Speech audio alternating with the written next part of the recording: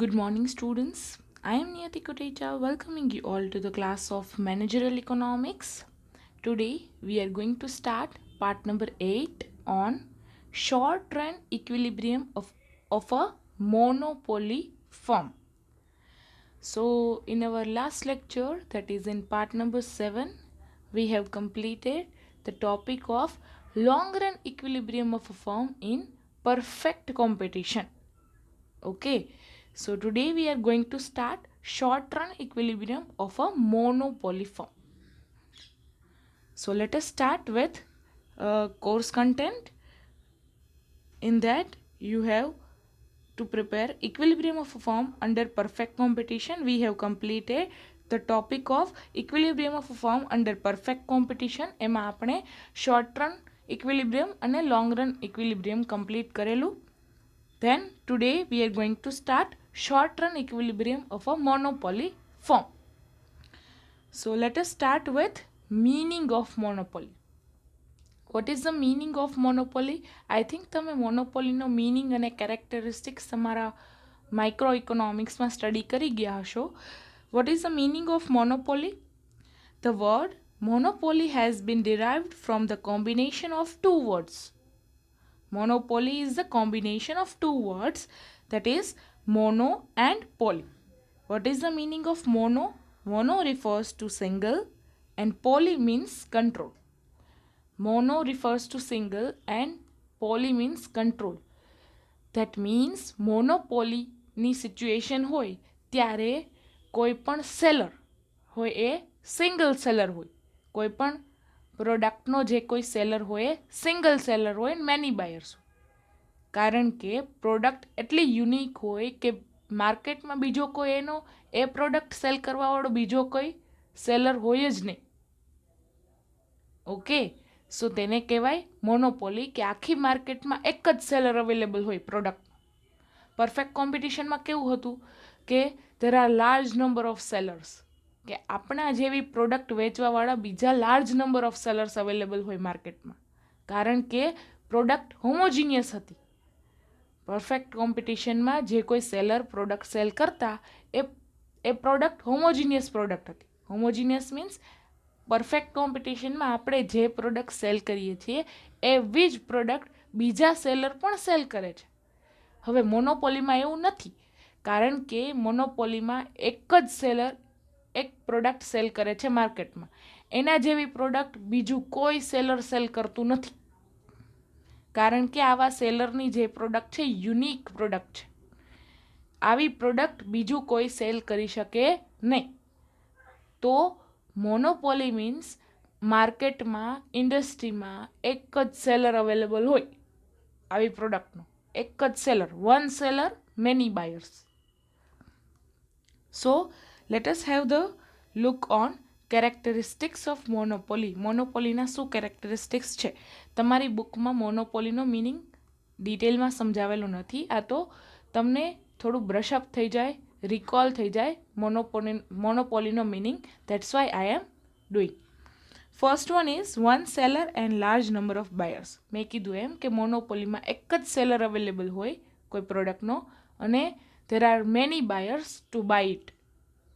Okay, perfect કોમ્પિટિશનમાં કેવું હતું? Large number of buyers and large number of sellers.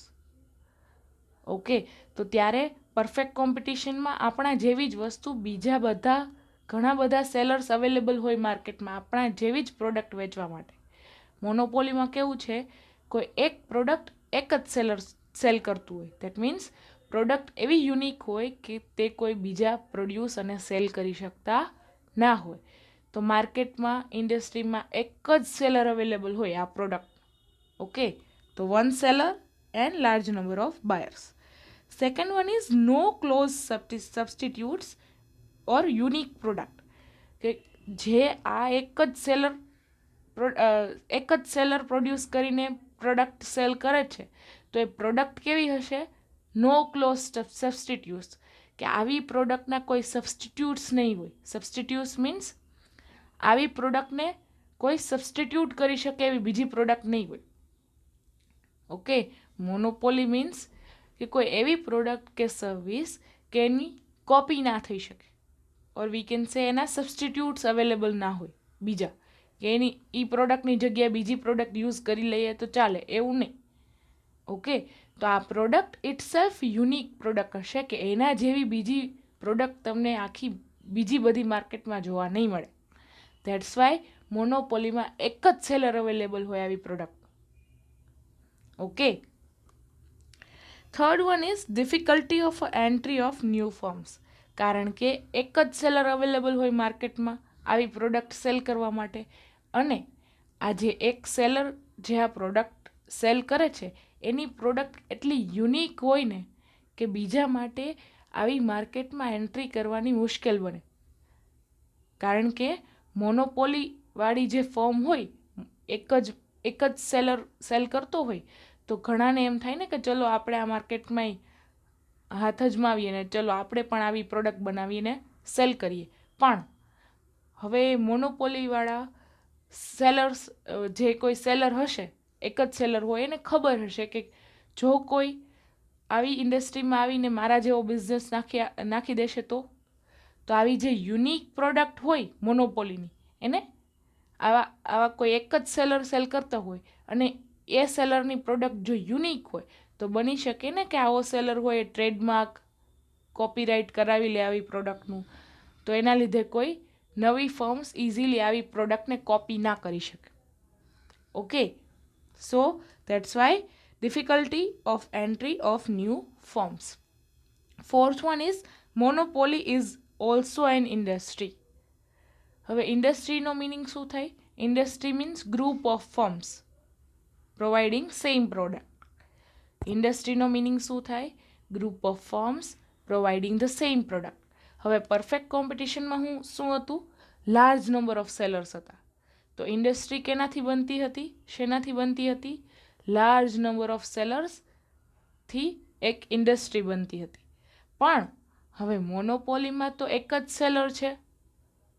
મોનોપોલીમાં તો એક જ સેલર છે, એ પ્રોડક્ટ સેલ કરે છે માર્કેટમાં.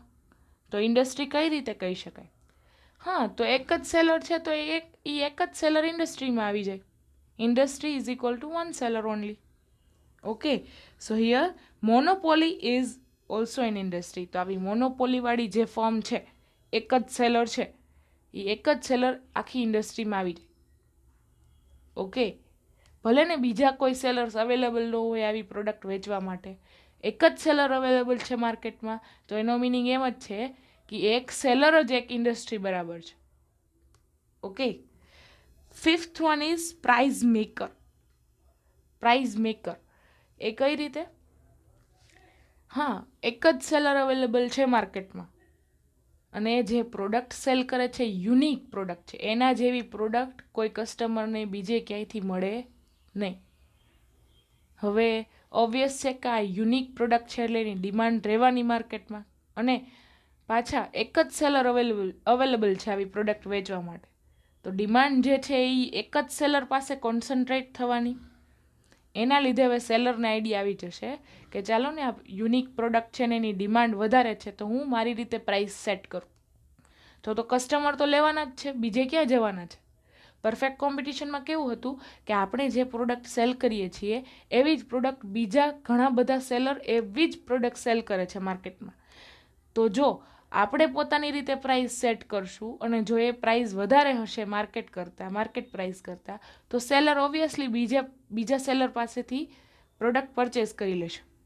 હવે મોનોપોલીમાં તો એવું નથી ને. મોનોપોલીમાં તો એક જ સેલર અવેલેબલ છે આવી એક પ્રોડક્ટ સેલ કરવા માટે. તો હવે આવી ફર્મને ખબર છે, મોનોપોલીવાળી ફર્મને ખબર છે કે આપણા જેવું કોઈ બીજું સેલર અવેલેબલ નથી માર્કેટમાં અને આપણા જેવી કોઈ પ્રોડક્ટ સેલ કરતું નથી, અને પ્લસ આપણી આવી યુનિક પ્રોડક્ટની ડિમાન્ડ પણ છે માર્કેટમાં. તો ચલો ને આપણે જે પ્રાઇસ સેટ કરીશું એ જ કસ્ટમરને એ જ પ્રાઇસ ઉપર લેવું પડશે ફરજિયાત, કારણ કે કસ્ટમર પાસે કોઈ બીજો ઓપ્શન અવેલેબલ નથી, કારણ કે કસ્ટમર પાસે કોઈ ક્લોઝ સબસ્ટિટ્યૂટ અવેલેબલ નથી. ક્લોઝ સબસ્ટિટ્યૂટ મીન્સ પરફેક્ટ કોમ્પિટિશનમાં કેવું હતું કે જો આપણે ત્યાંથી પ્રોડક્ટ આપણે માર્કેટ પ્રાઇસ કરતાં જો પ્રાઇસ વધારે રાખીએ પરફેક્ટ કોમ્પિટિશનમાં, તો કસ્ટમર આપણે પાસેથી પરચેઝ ના કરીને બીજા સેલર્સ પાસેથી આપણા જેવી જ પ્રોડક્ટ પરચેઝ કરી લે. તો હવે મોનોપોલીમાં તો એક જ સેલર અવેલેબલ છે ને એ સેલર જે પ્રોડક્ટ સેલ કરે છે એટલી યુનિક છે કે એના જેવી પ્રોડક્ટ બીજે ક્યાંય કસ્ટમરને મળે નહીં. એના લીધે સેલર, આવો એક સેલર હોય છે, એ સેલરને રાઇટ હોય છે to set the market price. સેલરને ખબર છે કે હું જે પણ માર્કેટ પ્રાઇસ સેટ કરીશ, કસ્ટમરને એ પ્રાઇસ ઉપર જ લેવું પડશે મારી પ્રોડક્ટ. જો એ નહીં લે તો બીજા કોઈ સેલર અવેલેબલ જ નથી માર્કેટમાં કોમ્પિટિશન માટે. ઓકે, અને બીજા કોઈ સેલર મારા જેવી યુનિક પ્રોડક્ટ તો સેલ કરતું નથી. ઓકે, તો એના લીધે મોનોપોલીવાળી ફર્મ હોય એને રાઇટ હોય to set the market price. તો આવી મોનોપોલી ફર્મના હાથમાં હોય માર્કેટ પ્રાઇસ સેટ કરવાનો. મોનોપોલીવાળી ફર્મના હાથમાં હોય માર્કેટ પ્રાઇસ સેટ કરવાનું, કારણ કે એક જ સેલર અવેલેબલ છે માર્કેટમાં અને એની પ્રોડક્ટ એટલી યુનિક છે કે કસ્ટમરને આવી માર્કેટ પ્રાઇસ ઉપર આવી યુનિક પ્રોડક્ટ એક્સેપ્ટ કરવી પડશે. સો let us start our short run equilibrium of monopoly firm. So the aim of monopoly firm like that of perfectly competitive firm is to earn maximum profit. હવે આપણે જ્યારે આ unit number 4 start કર્યું ત્યારે આપણે basic equilibrium of ફર્મનો concept શીખી ગયેલા. તો એમાં બે કન્ડિશન હતી. First one is any company wants to maximise its profits. કોઈ પણ કંપનીનો ગોલ, મેઇન એઇમ, કોઈ પણ કંપનીનો મેઇન એઇમ હોય છે તેનો પ્રોફિટ મેક્સિમાઇઝ કરવો. Weather they are in perfect competition, weather they are in monopoly, whether they are in oligopoly, whether they are in monopolistic competition. કોઈ પણ ફર્મ હોય, કોઈ પણ માર્કેટમાં હોય, કોઈ પણ કોમ્પિટિશનમાં હોય, કોઈ પણ ફર્મનો મેઇન ઓબ્જેક્ટિવ શું હોય? પોતાનો પ્રોફિટ મેક્સિમમ કરવાનો. આપણે પરફેક્ટ કોમ્પિટિશનમાં પણ શીખી ગયેલા કે પરફેક્ટ કોમ્પિટિશનમાં કોઈ પણ ફર્મ હોય તો એ ફર્મનો મેઇન એમ શું હોય કે આપણને મેક્સિમમ પ્રોફિટ જનરેટ થાય. તો એવી જ રીતે મોનોપોલીવાળો સેલર છે એનો મેઇન એમ શું હોય? પ્રોફિટ મેક્સિમાઇઝ કરવાનો. ઓકે, તો એ તો બધામાં આવશે કે કોઈ પણ ફર્મનો મેઇન એમ શું હોય? To maximise its profit. Of course કોઈ પણ સેલર હોય એ બિઝનેસમાં શા માટે હોય? પ્રોફિટ જનરેટ કરવા માટે ને. તો કોઈ પણ સેલરની શું મેઇન એમ હોય કોઈ પણ સેલરનો? To maximise its profit. Maximise કરવાનો, પ્રોફિટ મેક્સિમાઇઝ કરવાનો મેઇન એમ હોય છે. Okay, in other words, a monopoly firm is in equilibrium only when it earns maximum profit. તો સિમિલરલી પરફેક્ટ કોમ્પિટિશનમાં ઇક્વિલિબ્રિયમ ક્યારે જનરેટ થતો હતો? કે જ્યારે પરફેક્ટ કોમ્પિટિશનમાં ઇક્વિલિબ્રિયમ ક્યારે જનરેટ થતો હતો? જ્યારે ઇક્વિલિબ્રિયમ પોઈન્ટ ઉપર હોય ત્યારે મેક્સિમમ પ્રોફિટ જનરેટ થતો હતો. પરફેક્ટ કોમ્પિટિશનમાં આપણે ચાર્ટ કર્વ ડ્રો કર્યો હતો, એમાં ઇક્વિલિબ્રિયમ પોઈન્ટ જ્યાં થતો હતો ત્યાં કંપનીને મેક્સિમમ પ્રોફિટ જનરેટ થતો હતો. એ પછીના લેવલનું જો કંપની પ્રોડક્શન કરે કે સેલ કરે તો કંપનીને લોસ જાય. તો આ ઇક્વિલિબ્રિયમ પોઈન્ટ ઉપર જ પરફેક્ટ કોમ્પિટિશનમાં પ્રોફિટ મેક્સિમાઇઝ થતો હતો. તો એવી જ રીતે મોનોપોલી ફર્મમાં પણ આપણે એક ઇક્વિલિબ્રિયમ પોઈન્ટ ફાઇન્ડ કરશું કે જ્યાં કંપનીને મેક્સિમમ પ્રોફિટ જનરેટ થાય. A monopolist therefore will produce unto a point and fix a price which will be give him a maximum profit. હવે મોનોપોલિસ્ટ મીન્સ આવો એક સેલર, મોનોપોલીવાળો સેલર કે એ યુનિક પ્રોડક્ટ સેલ કરે છે. તો એને હવે મેક્સિમમ પ્રોફિટ જનરેટ કરવા માટે એ શું કરશે કે ઇક્વિલિબ્રિયમ ક્વોન્ટિટી આપણે જે ફાઇન્ડ કરશું એટલા લેવલનું પ્રોડક્શન કરશે, એટલા લેવલનું આઉટપુટ ફિક્સ કરશે અને પ્રાઇસ પણ ફિક્સ કરશે. કારણ કે પરફેક્ટ કોમ્પિટિશનમાં કેવું હતું કે જે માર્કેટ પ્રાઇસ ચાલતી હોય એ સેલરને એક્સેપ્ટ કરવી પડે. એના લીધે માર્કેટ પ્રાઇસ હોય એ હોરિઝોન્ટલ સ્ટ્રેટ લાઇન હોય. માર્કેટ પ્રાઇસ નહીં વધારે કે નહીં ઓછી એ સેટ ના કરી શકે. કોઈ પણ પરફેક્ટ કોમ્પિટિશનવાળો સેલર હોય એના હાથમાં માર્કેટ પ્રાઇસ સેટ કરવાનું ના હોય. એના લીધે માર્કેટમાં જે પ્રાઇસ ચાલતી હોય એ એક્સેપ્ટ કરવી પડે. એના લીધે હોરિઝોન્ટલ સ્ટ્રેટ લાઇન હતી. પ્રાઇસનો કર્વ હતો એ હોરિઝોન્ટલ સ્ટ્રેટ લાઇન હતો. પણ મોનોપોલીમાં તો આવા મોનોપોલીવાળા સેલરને રાઇટ છે, પોતાની પાસે રાઇટ છે ટુ સેટ ધ પ્રાઇઝ. મોનોપોલીવાળી જે ફર્મ જે પ્રાઇસ સેટ કરશે પોતાની પ્રોડક્ટ ઉપર, કસ્ટમરને એક્સેપ્ટ કરવી પડશે. કારણ કે કસ્ટમર પાસે બીજો ઓપ્શન નથી, બીજો કોઈ સેલર અવેલેબલ નથી માર્કેટમાં કે જ્યાં જઈને કસ્ટમર આવી પ્રોડક્ટ પરચેસ કરી શકે. આ જ સેલર પાસે આવીને તેને પ્રોડક્ટ પરચેસ કરવી પડશે. એના લીધે સેલર છે એના હાથમાં છે to set the price. Okay, તો મેક્સિમમ પ્રોફિટ જનરેટ કરવા માટે સેલર છે એક પ્રાઇસ ફિક્સ કરશે અને ઇક્વિલિબ્રિયમ પોઈન્ટ ફાઇન્ડ કરશે કે એ આઉટપુટ જનરેટ કરવાથી કંપનીને મેક્સિમમ પ્રોફિટ જનરેટ થાય. It should, however, to be remembered that a monopolist can either fix price or output. He cannot fix both simultaneously. Okay, તો મોનોપોલીવાળી ફર્મને કાં તો પ્રાઇસ ફિક્સ કરવી પડશે એક લેવલ ઉપર, કાં તો એને આઉટપુટ ફિક્સ કરવું પડશે એક લેવલનું.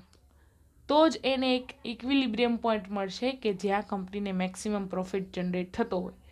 જો બંને ચેન્જ કરે, પ્રાઇસ પણ ફિક્સ ના રાખે, પ્રાઇસ પણ ઉપર નીચે કરે અને આઉટપુટ પણ આગળ પાછળ કરે, સેલરનું આઉટપુટ જે છે એ પણ આગળ પાછળ કરે, તો કંપનીને મેક્સિમમ પ્રોફિટનો પોઈન્ટ જ ના મળે.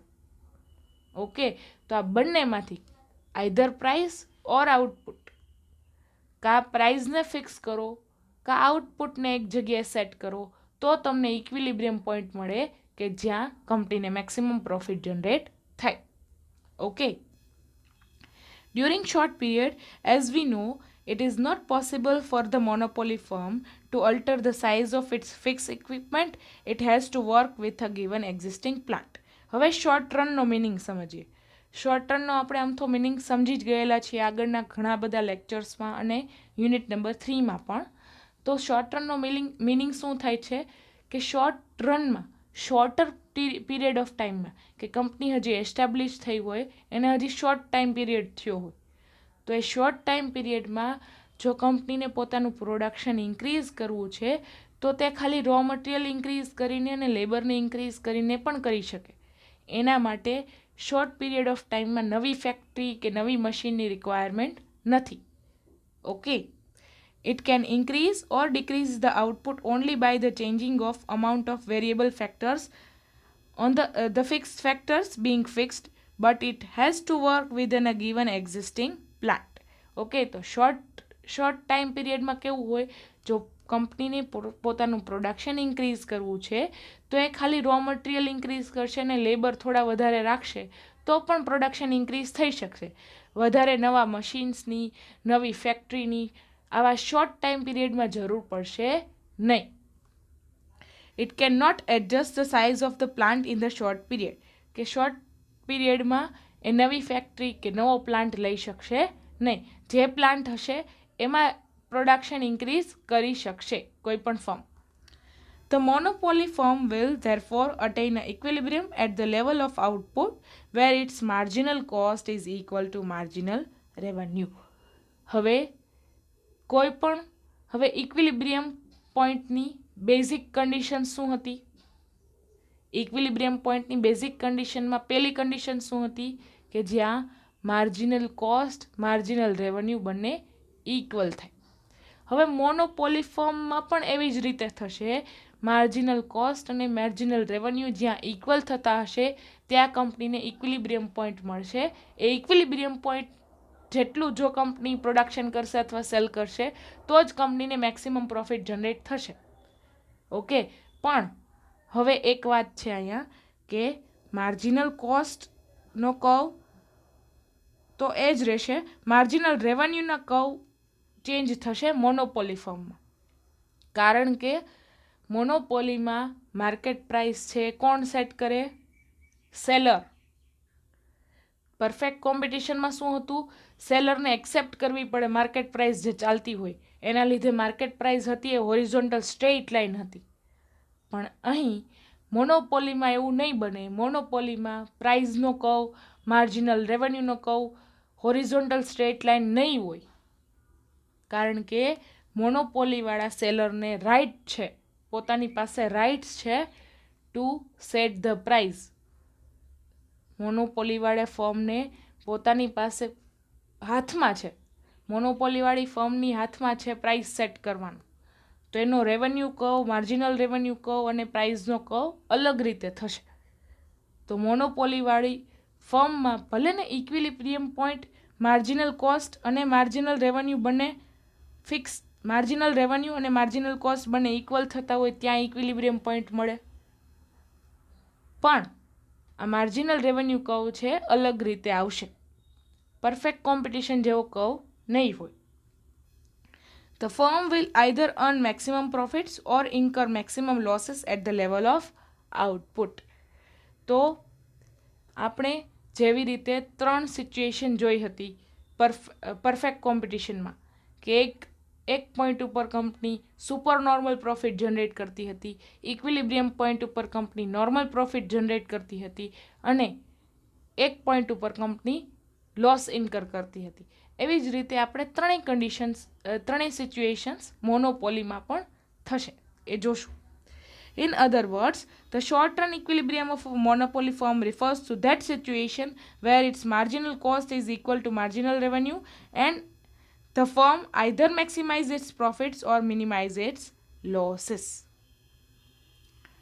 That means કે ઇક્વિલિબ્રિયમ પોઈન્ટ એવી જગ્યાએ ફાઇન્ડ કરવાનો કે જ્યાં કંપનીને મેક્સિમમ પ્રોફિટ જનરેટ થતો હોય, કાં તો એ પોઈન્ટ ઉપર કંપનીને ઇન કેસ જો લોસ થાય છે તો એ લોસ મિનિમમ થતો હોય એ પોઈન્ટ ઉપર. ઓકે, તો મોનોપોલીવાળી ફર્મને પણ ક્યાં ઇક્વિલિબ્રિયમ પોઈન્ટ મળશે? કે જ્યાં માર્જિનલ કોસ્ટ, માર્જિનલ રેવન્યુ બંને ઇક્વલ થતા હોય. તો આ એક તો કોમન છે કે માર્જિનલ કોસ્ટ અને માર્જિનલ રેવન્યુ બંને ઇક્વલ થતા હોય ત્યાં જ ઇક્વિલિબ્રિયમ પોઈન્ટ મળે, એ તો પાકું જ છે. પણ ઇક્વિલિબ્રિયમ પોઈન્ટ ઉપર કાં તો કંપનીને મેક્સિમમ પ્રોફિટ મળશે, કાં તો ઇન કેસ જો કોઈ કેસમાં કંપનીને લોસ થતો હોય તો એવું બની શકે કે ઇક્વિલિબ્રિયમ પોઈન્ટ ઉપર એ લોસ સાવ મિનિમમ થતો. ઓકે, તો ઇક્વિલિબ્રિયમ પોઈન્ટ એવો છે કે જ્યાં કંપનીને મેક્સિમમ બેનિફિટ થતો. From this is follows that during the short period the monopoly price may be equal to or greater that or less that the average cost. હવે average કોસ્ટની સાથે કમ્પેરિઝન આપણે 3 સિચ્યુએશન જોઈતી પરફેક્ટ કોમ્પિટિશનમાં. When average cost is below the price that firm is earning supernormal profits. When second situation is when average cost is equal to price, firm is earning normal profits. Third situation is average cost is above the price and firm is incurring losses. તો આવી જ ત્રણેય situation મોનોપોલીમાં પણ generate થશે કે મોનોપોલીની જે price હોય એ may be equal to average cost. હવે price equal to average cost હોય ત્યારે શું એનો મિનિંગ થાય? Firm is earning normal profits. When price is equal to average cost, firm is earning normal profits. When price is greater than average cost, price વધારે હોય cost કરતાં તો ફર્મને સુપર નોર્મલ પ્રોફિટ જનરેટ થાય. And price is less than average cost, price ઓછી હોય, market price ઓછી હોય ને કંપનીને એવરેજ કોસ્ટ વધી જાય તો ફર્મ ઇઝ ઇન્કરિંગ લોસીસ. તો શોર્ટ રનમાં મોનોપોલીવાળી ફર્મને પણ આ 3 સિચ્યુએશન થઈ શકે. If the monopoly price is equal to average cost of the firm, earns only normal profits. If it's greater than the average cost, the firm will earn monopoly profits. And if the price is less than the average cost, firm will incur losses. But in that case, firm will try to minimize its losses by equating marginal cost with marginal revenue. જો in case મોનોપોલીવાળી ફર્મને જો loss થતો હોય તો equilibrium point ઉપર loss છે ઓછો થતો હોય એ ઓકે. ઇન કેસ મોનોપોલીવાળી ફર્મમાં બહુ ચાન્સીસ નથી લોસ જનરેટ થવાના, પણ ઇન કેસ જો આવી મોનોપોલીવાળી ફર્મને પણ લોસ જનરેટ થતો હોય તો ઇક્વિલિબ્રિયમ પોઈન્ટ ઉપર લોસ ઓછો થાય. ઓકે.